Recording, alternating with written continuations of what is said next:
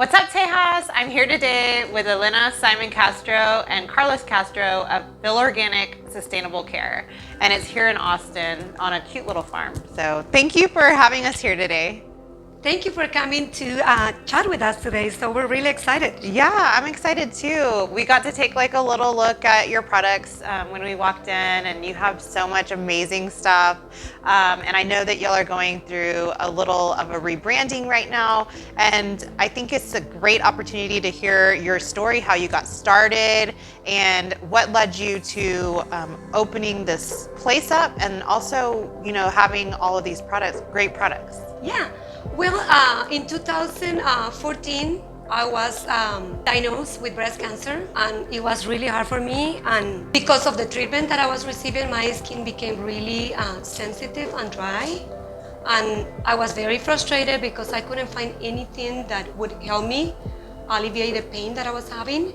So I started to, I love cooking, so I said, well, if I use all of these oils to cook with, and I love using olive oil.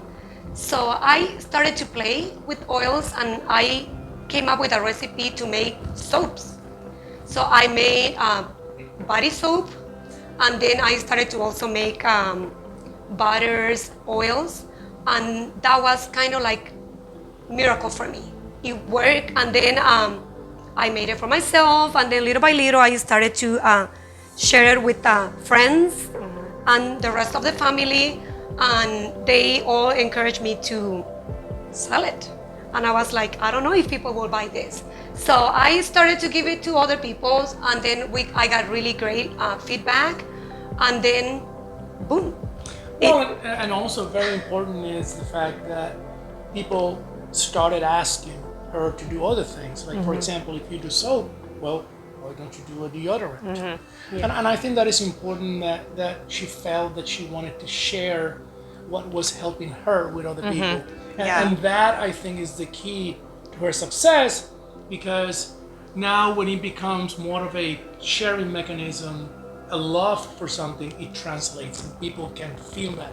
Yeah. And you know, when I walked in, you were talking about that, about the importance of going and seeing your customers face to face. And obviously, recently you haven't been able to do that, but now it's starting to pick up again. So y'all are starting to actually see your customers and have that interaction again. Yeah, and we're very happy for that. And then even though we haven't been able to see our customers, face to face, I find a way to call them and check on them. Yeah. And they love that. Yeah. I mean, I think that's what sets us apart, because we're very approachable, and I really, really like taking care of my customers. Yeah. I mean, that has been our priority since the beginning. Yeah. And so do either one of y'all have like a history in owning a business before? We have owned actually multiple businesses, smaller businesses, but I think that that gave us a foundation to understand what we were getting into. Yeah. And I think that seeking help also is important, because once you've done it a couple of times, you know that it's very hard to do it on your own. You need to have a support system. Yeah. And clearly understand what are the next steps. Yeah. We've done that before. Yeah. And I think, like with this business, I think we have made a good team. Because I want to make things. I want to create things. I mean, I have this passion for making things, making soaps, making creams, and formulating. That's all I want to do. And then he takes care of the numbers. Yeah. He's the number person. Yeah. I just want to make things. I'm the bad guy that sits controls. You're like, it's not in the budget, or it is. I'm just like, I just want to make things. I'm just like, leave me alone. Don't tell me about the budget. Let me make things. Yeah. I think that that's great. I feel like a lot of the people that we've interviewed in the past, they tell us that they have a really great dynamic where the other partner is filling in those spaces where they might not have that experience. Yes. So yeah, it takes a village. I mean, there is no way that you can do this on your own. I mean, no way. Yeah. And so let's explore a little bit of what kind of products you have. Obviously, you started with soaps, but like you've expanded. And I was walking around your shop and I see like a bar of conditioner and shampoo. And I know that that's like something that I've been seeing a lot lately. So tell us about your products. Yeah, well, the thing is, we're trying to cut back on the uses of plastic. And so I'm trying to formulate products that are like plastic-free, bottle-free. Yeah. So we're doing a lot of the soap bars, conditioner bars, shampoo bars, and then, I have a lot of ideas about making other things in the future that are gonna be like sustainable, recyclable. Yeah. Yeah. So we're starting. I know that it's little, and I know that we can do better, and then we can do more. But you have to start somewhere. Right. You have to start somewhere. And I think that to give you a sense of the products that she develops, it's like going through your body. Okay, I need a soap to take a shower. So we have multiple lines of soaps. Then I need shampoo. Then I need conditioner. Then I need a cream. And that's how she pretty much got into this. It's about taking care of her body, taking care of every aspect of it. And that's what the line of products really reflects. Yeah. And also like making sure that it's a more natural, less harsh thing is very important, especially like you said, being a breast cancer survivor and knowing like how things affect you that might not be natural. Exactly. And then I do a lot of research. I'm currently taking a lot of classes, and then when I did my first batch of soap, I knew that was my goal. I was like, I'm gonna do this for the rest of my life. And I love to research and I love to learn about new ingredients. So I'm very, very proactive about buying ingredients that come from like good sources. Ingredients that come from organic farming, that are sustainable, that are that the way they're being obtained is respectful. Right. With they're being respectful with the environment, with the workers, and I take my job very seriously. Before I create a product, I do a lot of research. I study my ingredients really well, and then I formulate until it's like perfect. I don't sell it. I do like a job of giving it to people and do like a focus group for a long time before I put it on the market. So once it's ready to go on the market, I know that is great. And I think that one thing that I would say, because she will not, is the fact that she will not sell something that she will not put in her body. Right. So That's true. if she doesn't like it, it does not get produced or created, and the product is gone. Period. And I think that's important, because at the end of the day, this company has become part of her. And I think that's what is important here, to understand that this is just part of her life. Yeah. And so like let's talk about joining forces with others. Obviously, going into markets, you build connections with other vendors or maybe the person that is organizing the markets. How has that benefited you, making those connections with other vendors and also with maybe those market organizers or other organizations that might be helpful to some of our viewers that might want to get started? I mean, you can do it alone, honestly. I mean, you can make a great product, but then if you don't share it with people are not gonna know about your product. So like for me, going to farmers markets had really helped me, because I have met a lot of people that had guided me to other markets, and then, meeting other people that will help me go to the next level. Right. So it's very important to work as a team, to work with other vendors. And then I still to these days talk to a lot of people that even though I haven't been able to see them physically, we still communicate with each other. If I know that something good is coming up, I let the people know so they can go and register for the event. Yeah. So it's a community. Yeah. You develop a community. Yeah. And so, how far do you typically go when you were going to the markets? Like, how far would you typically go out? I mean, we have done Wimberley, we have done Dripping Dallas. Spring, we have done Dallas. I mean, if I get invited, I go. Yeah. And I think it's important to understand something that I did not foresee was that there's a lot of events in Austin, Dallas. It's a more of a logistical nightmare sometimes because there's so many events Yeah. that you can participate and people just don't know Exactly. that yeah. they are there. Yeah. But between farmers markets, between different events through the area, you can actually be every weekend out there selling your product. Yeah. If you decide to do so, there's plenty of places that you can go and showcase who you are. Yeah. It's amazing. I Yeah. didn't realize how many events were out there. I don't know how the pandemic has affected that, but we would be out pretty much every weekend. Yeah. Wow. Yeah. Yeah. And so, what about we visited with Go Texan? What about the benefits of being a part of an organization like that? Oh, it has been amazing for me. I mean, it's just like they send emails about different shows. So it's really, really nice to be able to have that support. Also, being able to put that logo on my products. Yeah. I mean, a lot of people, especially in Austin, they love to support small business. Yes. They wanna shop from local vendors. Yes. So I would recommend it. There are other vendors in this facility, and I had already talked to them. I say, if you're not part of the Go Texan, you have to do it. Yeah. Because they're handcrafting everything, they just didn't know about it. Yeah. So I have told them, it's worth it. You'll get business, and then it's just something that you have to do. Yeah.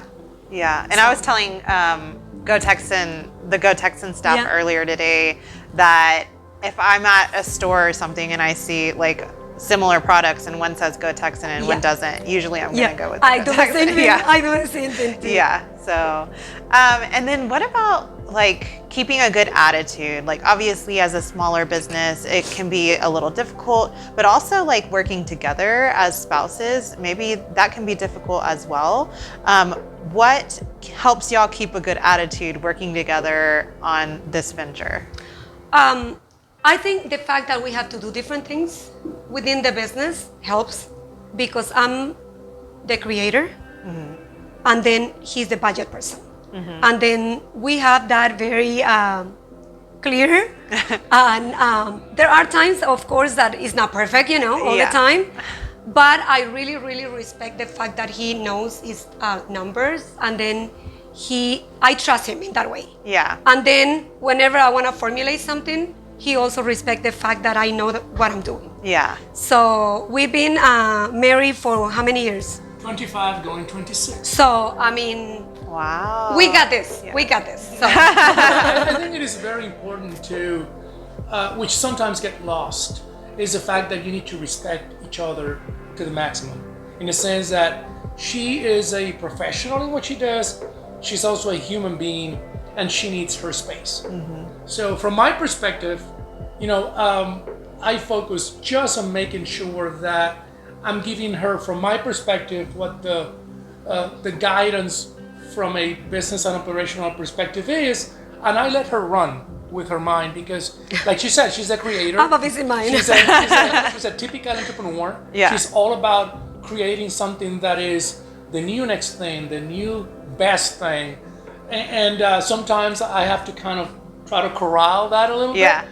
But at the end of the day, she's going to do what she wants to do. And Yeah. this is her dream. And I cannot be happier to facilitate her dream. Yeah. That's great. It sounds like y'all are a great team. yeah, we are.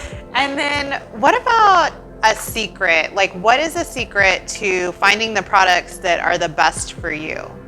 I don't know. I think that's going to be different for everybody. Like for me, because of my health experience, I was able to discover this passion. Before I was doing my job, I had another job that I was doing, and it would never occur to me to do what I'm doing right now if it weren't for the cancer. Yeah. I mean, that bad experience led me to this, which it became my passion. I don't ever want to do anything else. This is it. This is my goal. Yeah. So I guess that's just my experience. Yeah. So I guess it's different for everybody. And I would Yeah. add that when you're creating a product, it's very hard to try to copycat something and make it perfect, because it took a lot of research, a lot of formulation, a lot of learning and understanding to be able to put these different materials together and make them work. Right. I mean, so, you know, I know that people sometimes get tempted to, oh, that is working great, I'm going to do the same thing. Yeah. I think that at the end of the day, you have to find what is that particular thing that is driving you. In her case, was a soap, was her skin, and it just has blown up into something fantastic because there's so many different lines of products that have come out of that. Yeah. So each individual needs to find their own passion, their own product, Yeah. because that will allow them to sell it better and to research it better. Yeah. And so what would you say is a secret to keeping up with what is the next best thing or the next trendiest thing? Because like Carlos mentioned, you are always like, your mind's always working. You said the same thing, and you're like always coming up with the next big product. So how do you? I mean, like for me, I do a lot of research, but also I look at the things that matter to me. Like for example, when I started the business, I knew that I didn't want to put any parabens, any soy in any of my products. So even though I look at other ingredients, I'm like, I always remember why I'm doing what I'm doing. And then you can keep up with everything that is happening, honestly. So you have to pick and choose. And then I usually, what I do is I choose the things that I believe in. Like for example, I use a lot of olive oil. So I'm like, I'm gonna use that in my products. I take probiotics, so I incorporate that into my line of products too. So you can be chasing, you know, the ingredients because there are like thousands of ingredients. Yeah. And they're all good. You just need to find the ones that are good for you and for your customers. Yeah. And stay true And to that that. work with your formulas, Yeah. because Yeah. that is also very important. All these different natural ingredients, organic ingredients, they need to be able to mix. Right. Yeah. Right. So she is extremely good at spending a lot of hours in the internet. Yeah. No, and I also take classes. I'm Research. currently Yeah. taking classes from England, from this prestigious academy. So I'm always learning new skills. Yeah. I mean, I love to read, and then if the knowledge is somewhere else, I find a way to get that knowledge. You Yeah. know? So Yeah. I love to study. I want to Yeah. make sure that I'm giving the customers the best of me. I just don't want to make things and Yeah. see what happens. Exactly. No, I like Yeah. to formulate with a purpose. And you gotta Yeah. educate yourself. Yeah. Absolutely. That's really you're, good. You're taking care of people's skins. Yes, that's very So important. it's a huge responsibility. Yeah. Yeah. So- And so what would you say is the best product for somebody who has never used any of your products? What's like that number one thing that they should get? I would say that hand creams. We get so many compliments on the hand creams because I'm such a picky with hand creams. It took me forever to formulate the perfect hand cream because I didn't want anything that was sticky or greasy Yeah. or not, Moisturizing moisture enough. Yeah. So my hand cream is great because it doesn't leave residue. It's not oily. It's not sticky. And then we get so many customers give us feedback. And it's the hand- absorption. Yeah. It absorbs. It's amazing how quickly it absorbs into your Yeah. skin. Yeah. And I think that a lot of people complain Yeah. a lot with other creams that the fact that you have residues and Yeah. So I would say the hand cream is just the best seller. Yeah. People love it. Awesome. So I know that you were talking about, being diagnosed with breast cancer, and that made you want to start this line. So how long was it after you were diagnosed until you made your first sales? Because obviously you had to do a lot of research to do that. I think it took me like a year because before, like while I was getting my treatment, I was like so overwhelmed with everything. And then it took me like a year of experimenting with myself and with my friends and my family. And then we decided to sell it. Yeah. So And it started only with soaps, just to be clear. Yeah. It was a growing up Yeah. process where she started with soaps, and then people say, well, what about creams, hand creams, and Yeah. then you got, hand creams and body butters, and then Yeah. all the different scales of it. So it's been a growing process for 4 or 5 years. I mean, as of today, she continues to add new stuff. And Yeah. then, like when I knew that I wanted to do that, of course, the first thing that I did was like I bought thousands of books. I read them. Then I got into this organization that is like a soap maker organization, but I couldn't find anybody that would teach classes here. So doing my research, I found this school in Colombia. So it was spring break, so I told my husband, we're going to Colombia. So I was able to go there for a week, and then I studied the whole week, like 8 hours a day. Yeah. I went to this person that owned the school, and then she gave me some intense classes. Yeah. And then I came back, and I was just like better prepared to formulate. Yeah. So, do y'all have like a chemist that y'all work with to make sure that y'all are making the right formulations, or are you self-taught, or? I do, but also the classes that I'm taking right now has a group of, it's like It's a support system. it's a support system. So there are tutors that I run my formulas by, and then once they approve them, I start to formulate. They guide me. Okay. So that's part of the. It's part of the education. Yes. I mean, that's part of the academy she's talking about in London. Yeah. That is focused on formulating. Okay.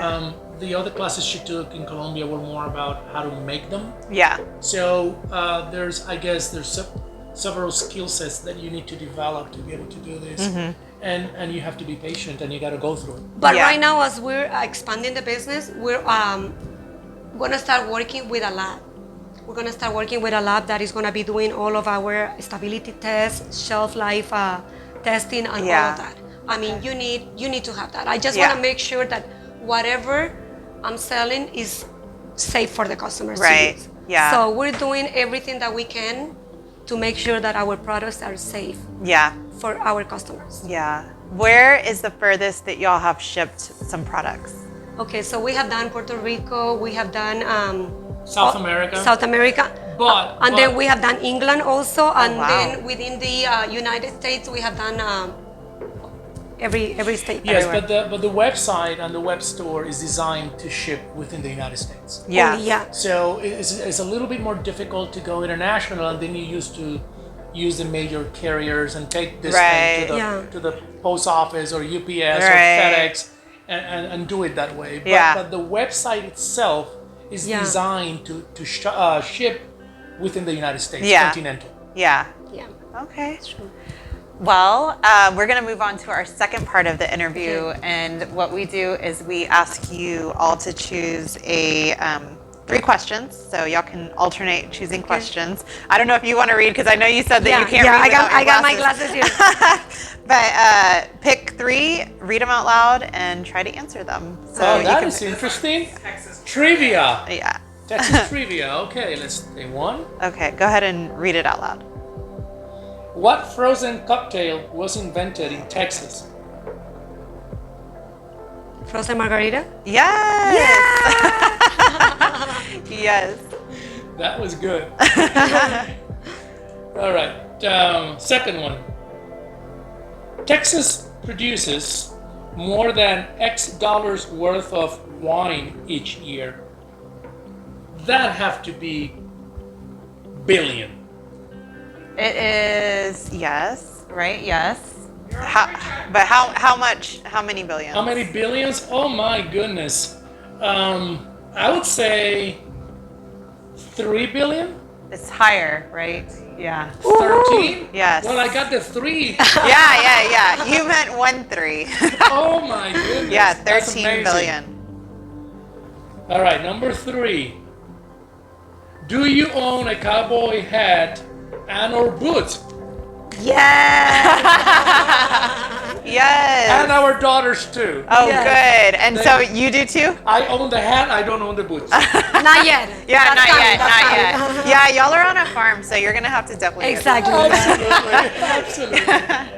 Well, thank you both so much for having us in your beautiful shop and showing us some of your great products. And we are going to have to go shopping now. And so will our viewers. So we're going to make sure that we drop the information so that y'all can buy online or come stop by the shop. They are by appointment only right now, but hopefully not for a long time. Yeah. And like I said, thanks again. It was amazing. So Thank you It so was a much. pleasure. Yeah, thank Absolutely. bye. Thank you.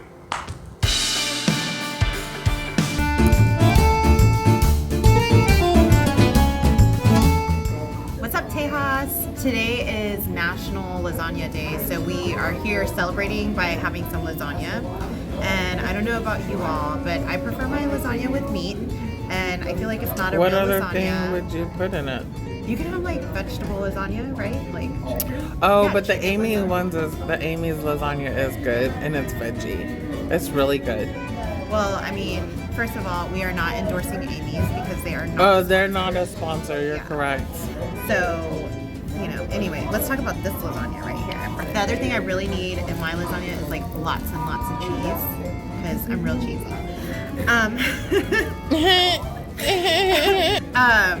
And the good thing about lasagna is that you can freeze it and it tastes better the next time you heat it up, in my opinion, in my humble opinion. What do you think, Jenny? It depends. On what? Some frozen lasagna isn't good, whether it's frozen or not. Maybe that's just your lasagna. Like, I don't make lasagna. oh, well, there you go. What are you talking Maybe about? you I'm should just try saying it. different brands. I Okay. have made You're lasagna. talking in about my- frozen lasagnas from Amy's and stuff? No, I'm talking about a homemade lasagna. Girl, when have you made homemade lasagna? I made lasagna. I never tasted It's it. like the easy. Anyway, we're here today with our friend Grace.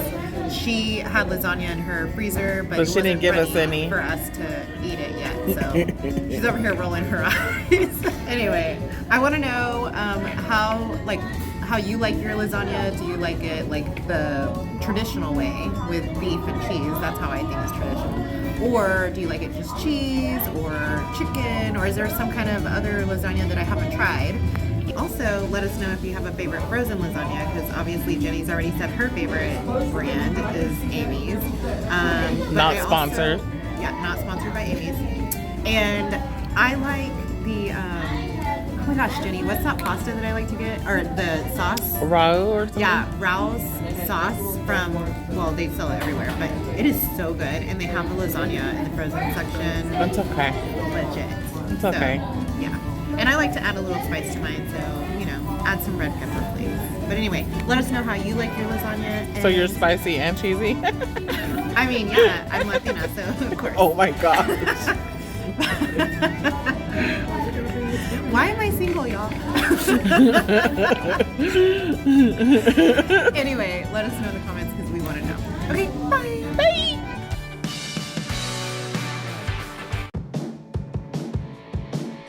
Don't forget to like, comment, and subscribe. Till next time, that's all, y'all.